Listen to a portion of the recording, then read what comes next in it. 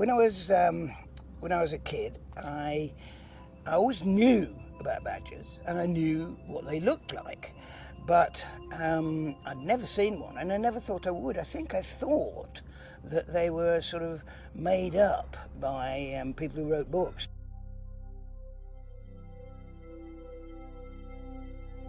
I never really thought someday I'll see one. Not at all. It only happened when I started making wildlife films.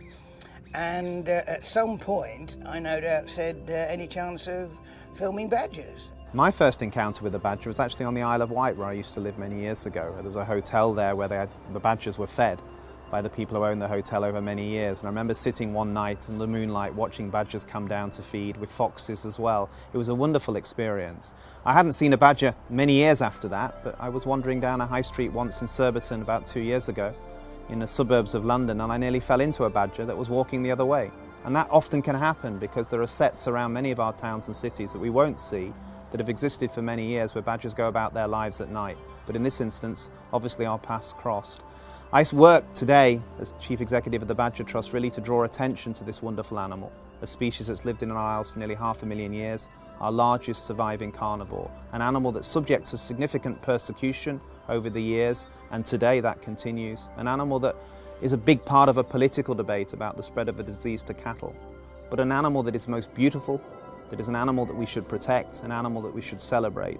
People often ask me, what is my favourite animal? And I genuinely love all animals. And if I was to really think about it, I seem to have a thing about black and white animals. I had black and white dogs, border collies, I had a black and white rescue guinea pig, and I do love badgers, who are of course black and white. And I wonder if this came from when I was little and Bill Badger from Rupert Bear, who was always my favourite character, and I love Bill Badger so much.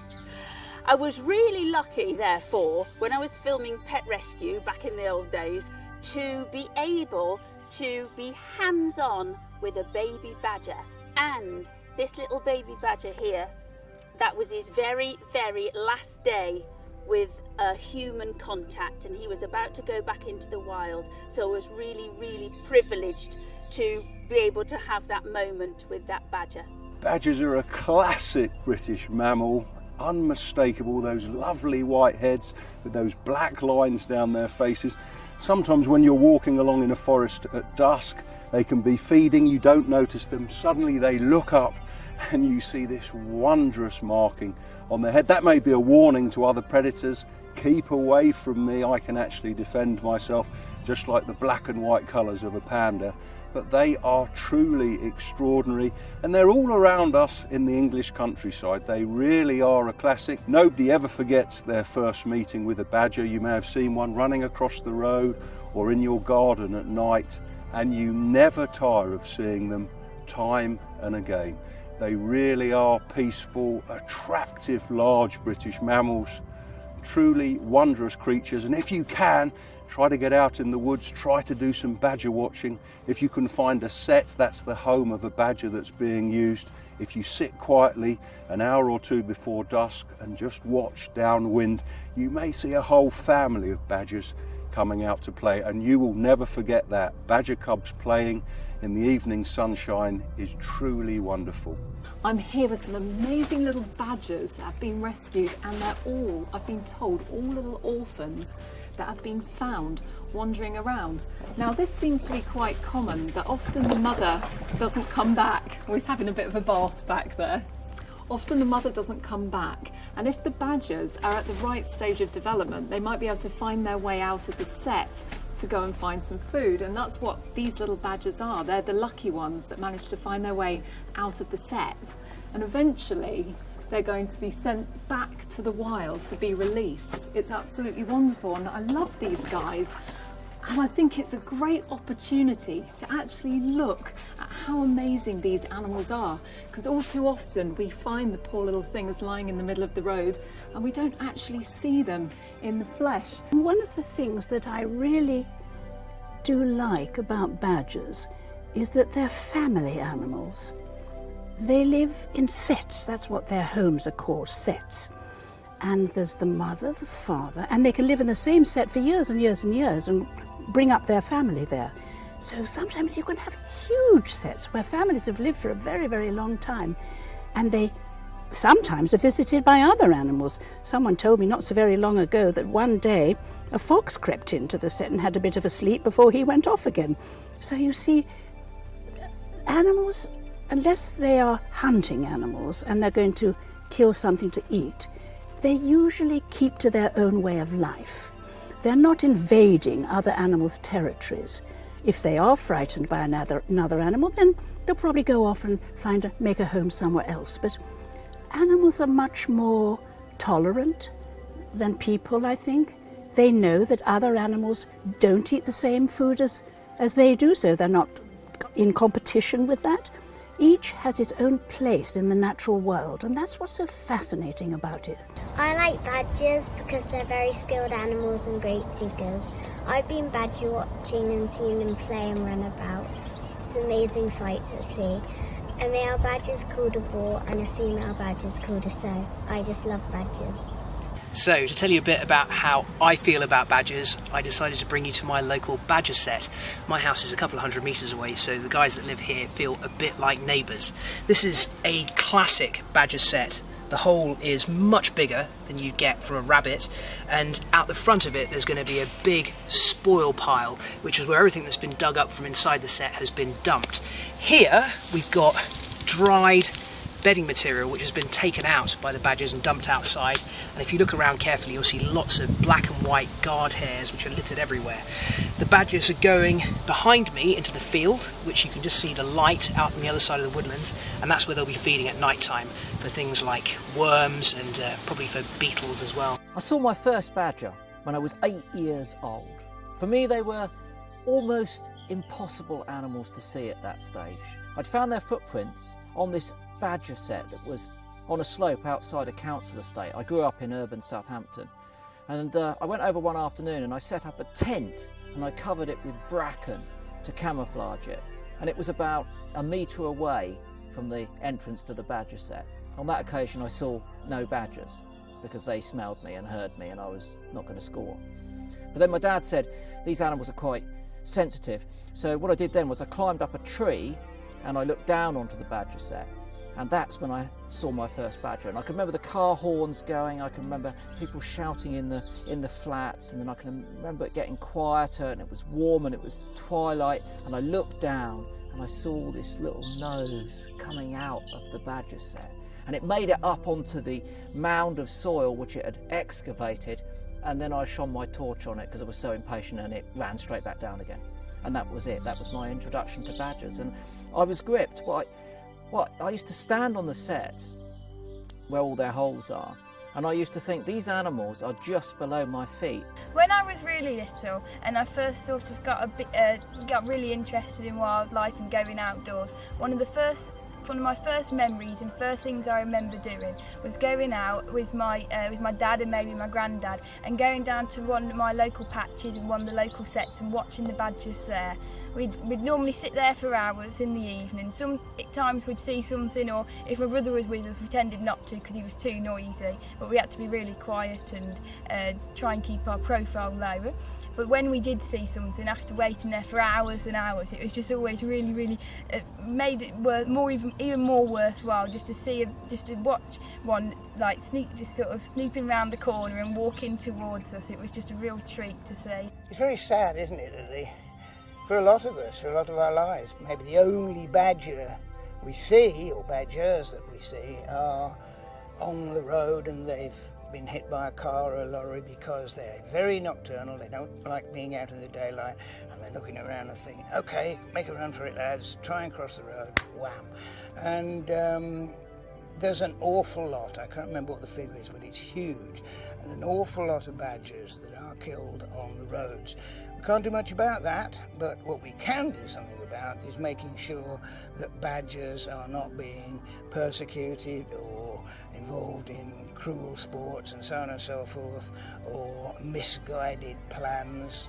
My best memory of watching badgers is when I was 3. I used to go down nearly every night and watch them and watch their behaviour, and I feed them peanuts sometime, and as soon as they hear the peanuts come onto the floor, they all come running out for it.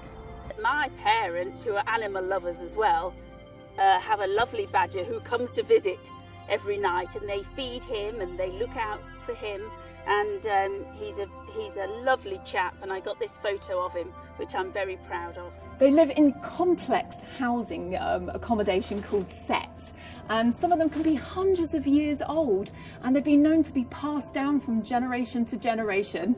And the biggest set ever discovered in England was a colossal 15 metres by 35, really old set with 12 entrances. They like to live on bracken and straw and grass, and they've been known to actually carry their bedding to the entrance to aerate it. And they won't go to the toilet inside the den. They have their own little toilet area, and it's usually set aside, just a little stone's throw away from the entrance, and that's where they go, and they don't bring their food back into the den either, which is amazing. Fantastic, charismatic and very clean little creatures. So for me, they're very much a charismatic animal. They're an intriguing animal. I've still got lots to learn about badgers, there's no doubt about that. I like that. I like the fact that we don't know everything, that we're still learning. And I think the fact that they're nocturnal and they live underground, a little bit inaccessible, increases their appeal. So amongst all of the British mammals, badgers are very definitely one of my favourites. I saw my first badger when I was a little boy, about 7 years old. It was running next to the road when we were driving in our car. It was unforgettable. But nowadays I try to see badgers whenever I can. You never tire of seeing them. And if you get the chance, if you can find an active set near where you live, go there a couple of hours before dusk, put your back to a tree, get downwind, and if you're lucky, the badgers may come out of their set and begin playing in front of you. They usually spend half an hour or so before they go out looking for food. They love slurping up earthworms, finding fungi, all sorts of food like that. They'll eat virtually anything, but if you're lucky, you'll see them playing in front of their set, and if there's a family of cubs, that's the most wonderful thing. Well, here we are at the British Wildlife Centre in Lingfield in Sussex, and we've got a very opportunity here to see beautiful badgers at very close quarters. Most of us never see a badger. They are nocturnal animals, they're very shy, and often we only see them when they're dead by the side of the road. But here we have a male and female. They've lived in the centre for many years. You can see them acting naturally in this wonderful environment. They are the most beautiful animals, and they are something very special. And I spend my time talking about protecting them and about how important it is that we understand about their ecology and behaviour. And National Badger Day is really an opportunity for us to celebrate the badger as part of our landscape, one of our most important wildlife species. And when you come here and see them for all that they do, and see their behaviour and look at their natural beauty, you understand why that's so important. And I very rarely see these badgers unless I put my camera trap out, because they're mostly active by night. But I have seen on my camera trap these badgers coming out of the set, running around, having a good sniff around, playing with each other, sometimes grooming, and I have to say I'm absolutely smitten by them. Even now, at my age, having spent my entire life working with wildlife, every single time I see a badger, it is still a treasure, it's still a precious moment. And I think that's probably because, you know, we've lost so many of our big carnivores here in this country. We've hunted out the wolves and the bear, and actually all that really remains is the weasel family, the family that the badgers belong to. So we've got otters, weasels, stoats, and probably the king of them all, certainly the heaviest, is the badger. They're a fabulous animal, and one that I absolutely adore, and I think that everyone in the British countryside should learn to love them. This year when the cubs came out for the first time, they couldn't properly stand up and they were just falling over, but sometimes when I've put the peanuts down, they can get quite boisterous and they push the adults out of the way to get the peanuts, so that's probably one of my favourite things about badgers. Now I'm here with a poor little fella that's been brought into Folly Wildlife Rescue. He was found entangled in someone's football net in their back garden, which brings me to a very important topic to talk about, which is hazards that people leave around their garden. Now, kids have got lots of toys that they like to leave out. You have nets from tennis and football, and wildlife all too often get tangled up. And it's not just badgers, it can be hedgehogs, it could be other animals. So please, please tidy up behind yourself so these little fellas don't end up in rescues. Badgers have been in the British countryside for tens of thousands of years. Fossils of their ancestors have been found with mammoths. They really are a part of the British countryside. They really need to be loved. Just a couple of times a week, put your iPad away, put it down on the table and say, I'm going for a walk, whether it's the park, the common, neighbouring wood, someone else's ground, someone else's garden, and have a little look around, see what you can find. Might not be a badger, might not be a fox, might be a beetle, might be a butterfly. Everything in nature is special.